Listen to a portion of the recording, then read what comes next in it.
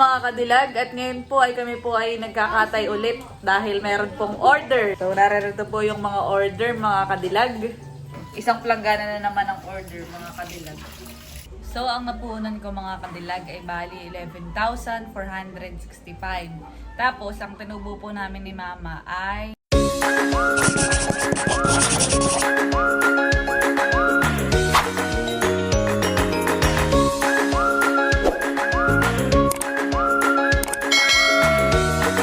hello mga kadilag! Welcome back sa aming YouTube channel! So for today's vlog ay nandito po ako sa likodan sa may Manukan mga kadilag. Dahil kaninang umaga mga kadilag ay nag-harvest na po ng 45 days. Pero yung hinarvest ngayon mga kadilag ay hindi lahat. Kumbaga kalahati muna. Gawa ng ang nakambas lang ni Mama at saka ko ay nasa kalahati pa lang. So okay lang yun mga kadilag. Gawa ng may kulungan pa naman. Kumbaga, tsaka hindi din masyadong madami yung kakatayin ngayong araw. Kumbaga ay bukas naman yung kakatayin na kalahati pa. At yun mga kadilag, kanina pong umaga ay ang nakapagkatay sina Mama dahil kanina ay kami may coastal clean up. Pero ako'y tumulong din ng pagkadating ko kaya hindi ko na siya napakita dahil tong cellphone ko ay lowbat at ngayon lang ako nakapag-vlog. So yung papakita ko mga kadilag dito sa kulungan na ito yung mga natira. At yung mga kinatay na kaninang umaga, yung iba ay na-deliver na. Tapos ay yung iba ay i-deliver ko pala ang po mga kadilag. So yun, tingnan po natin. Ito na lang po mga kadilag, yung mga manok na natira. Yan, madami pa rin po siya. Pero kalahati na po yan. Bukas naman ulit. Tsaka pagod na din kami nila Mama na magkatay. Kaya yan, bukas naman. Tsaka sakto nga po yung aming nasabihan o yung mga nakausap namin na bibili. Tapos ay kanina mga kadilagay ako ay nagbenta din sa aking mga ka-office mate na nagpunta din sa coastal clean up. Ayan, yan sila. Malalaki na mga kadilag. Talagang ikakatay na. Sakto pati yan na 45 days. Saktong-sakto siya. Tamang-tama. Yung mga isang piraso na yan mga kadilag, ay ang pinakamababa niyang timbang ay 1.5 na kilo. Sasara ko ng mga kadilag. Pinakita ko lang po yung mga sukat. Ayan o. So yan. Yun pa din yung natitirang manok. At yun naman ay bukas. Bukas namin kakatayin. Kaya hindi sila magkasabay o kalahati lang. Kaya ang ginawa namin ni Mama mga kadilag, mas inuna naming bigyan yung mga bumibili ng retail o yung mga pa isa-isa, pa dalawa-dalawa. Gawa ng iyon yung mas mataas ang presyo kaysa dun sa ibabagsak namin siya sa tindahan. Kaya yun, may mga natira. At kung sakali man na wala nang bibili ng retail, saka namin siya ibabagsak dun sa mga tindahan. Yun, saka namin papagbenta. Gawa ng ang diferensya mga kadilag, kapag pinapagbenta namin siya ng retail ay 180 pesos ang kilo. Mura pa rin siya namin binebenta kumpara sa palengke o sa talipapa na malapit dito sa amin. Gawa ng ang pagkakaalam ko, nagtingin kami nung nakaraan at saka si Mama ay 200 ang kilo.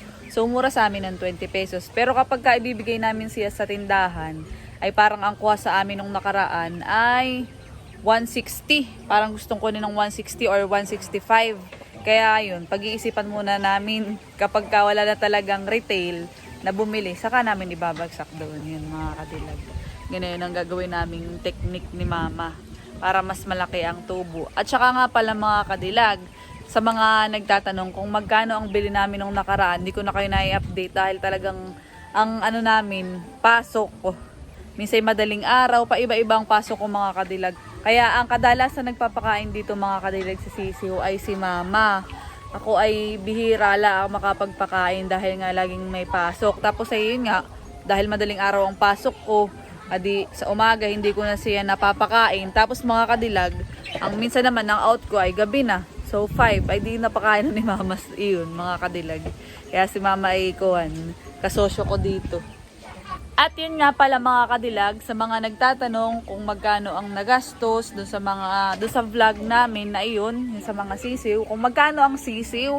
Ang sisiw po mga kadilag dito sa amin sa Quezon ay 35 pesos ang isa. Mura po ang sisiw mga kadilag, gawa po ng 35 pesos lang. Ang mahal lang po talaga ay yung patuka, tapos po yung vitamins niya. Bali, ang gawa namin dito ni Mama, ako yung bumibili lahat ng patuka, ng vitamins. Si Mama lang yung taga-alaga. Kung bagay sa akin yung yung sa pera, ganoon. Tapos si Mama yung nag-aalaga. Kaya kami ay tig-half. So, bukas namin malalaman kung magkano ang aming tinubo. Or once na naubos ng mga kadilag itong manok at naibenta na, doon namin malalaman kung kami baga ay may tinubo o ano. Pero, yun, sa mga gustong mag-business, ang manok po o sisiw, o yung sisiw pala ang ay 35 pesos. Tapos, ang kadalasan na presyo naman po ng patoka, kapag yung baby pala ang sila, ay di chick booster ang papakain, na yun po per sako. Kung kayo po ay bibili, ay per sako na para po may discount. Yun ay usually ay mga nasa 1,000, ganayon po ang range niya. So yan, ako po ay babalik na muna doon sa amin dahil ako ay may i-deliver pa. Yan, ito na po mga kadilag yung ilang mga na-dress ni Mama na manok.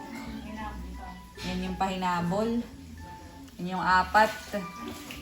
Ito ay kay Kuya Irvin. So, ang ating kiluhan ay pwede yan. Siya ay tumitimbang ng ganayan. Kadalasan ay 1.5 kilo. Yun po yung pinakamababa. Pinakamabigat naman ay nasa 2 kilo. So, ito ay may order din sa akin si Kuya Irvin. Kaya ito na yung ating ibibigay sa kanya. Mga kadilag, ito na yung ilan pa na i-deliver ko. Ito yung mga pahinabol. Tapos ito yung kanina. Yan. Ang mga umorder na ito ay si Ate Nels, si Kagwapo lang, at saka si Kuya Irvin. So yan, di-deliver ko na yun. Dito na po ako kala Kagwapo lang at na-deliver ko na yung manok. Sinachap-chap na kaagad ni Kagwapo lang. Gana yan, siya ka-excited matikman yung manok. Sinachap-chap agad. Excited ako. Long cravings ko ngayon. Cravings, fried chicken. Chap-chapin mo ang manok. O baba. Mamabilis, baka ma-chap-chapay kamay mo ha. At ang chinap-chap mga kadilag ni Kagwapo lang na manok, ayan, akin ang tinimplahan. Tinulungan ko na siya. At ito ay kanyang ipa-fried chicken. Yun, nainom pa ng tubig.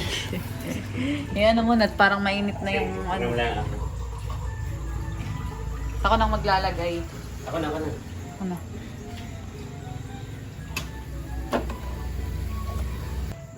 Lagay na po natin ang ating chicken.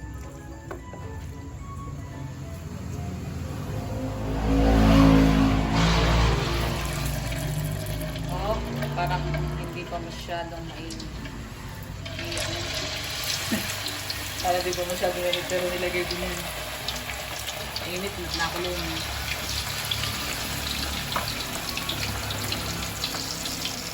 May takat kayo nito kung Kagwapo lang.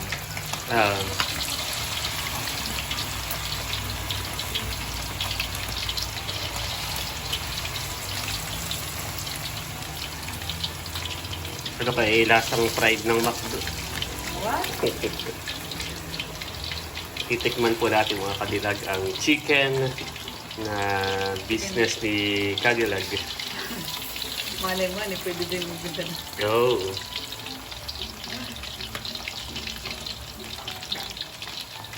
Oo nga, KFC. Cadillac Fried Chicken. Akala ko yung Pwede, oo nga. KFC, Cadillac Fried Chicken. Ay na, Cadillac ang takip. ito. Yan. Cadillac Fried Chicken. Oo nga, magiging available po ang KFC ngayon. Cadillac Fried Chicken. Ayan, at si Cadillac naman po ay magliligpit. Talagang masipag ang owner ng KFC. Cadillac Fried Chicken.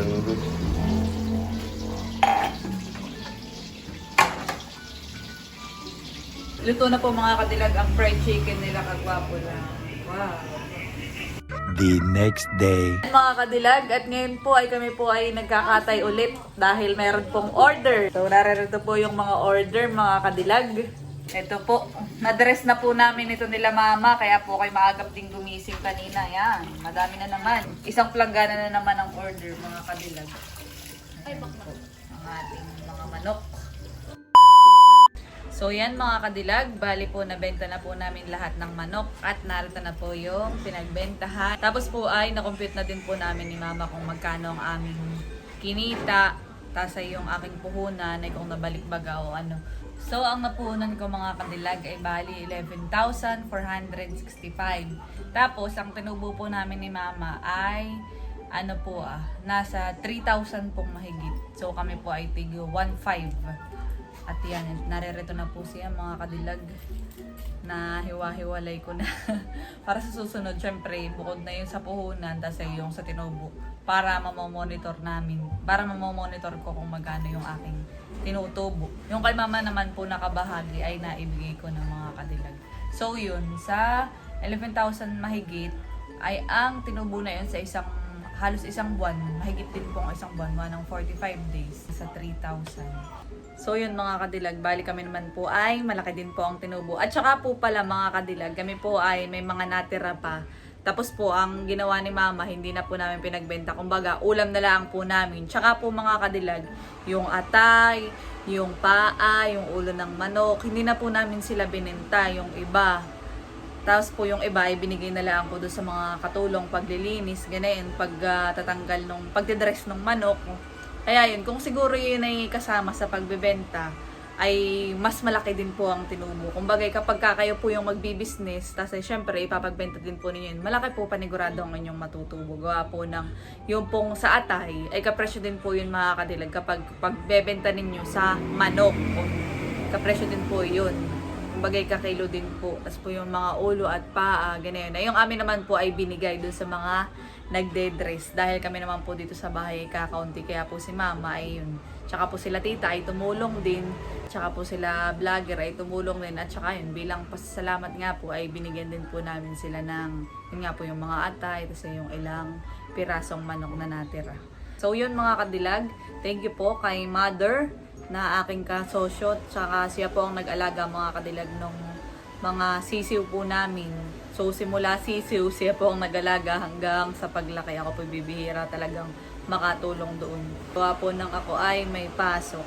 At saka mga kadilag, yan, nais ko din po pasalamatan si Pretty Ninang na nagpadala noon ng pambili po ng mga chicks o yung mga sisiw, mga kadilag. At saka po sa mga nag-dress, kala tita at kala vlogger, kasi sila talangbo, hindi ko po napakita nung nakaraan. At yun nga po, ako po ay nanggaling sa coastal clean up. Kaya po yun, habang dinedress ay sila lang po ang naririto sa bahay. At yun mga kadilag, hanggang dito na lamang po ang aking vlog. Maraming salamat po sa patuloy na pagsuporta. Sana po ay nag-enjoy kayo. Don't forget to like and subscribe. Bye-bye!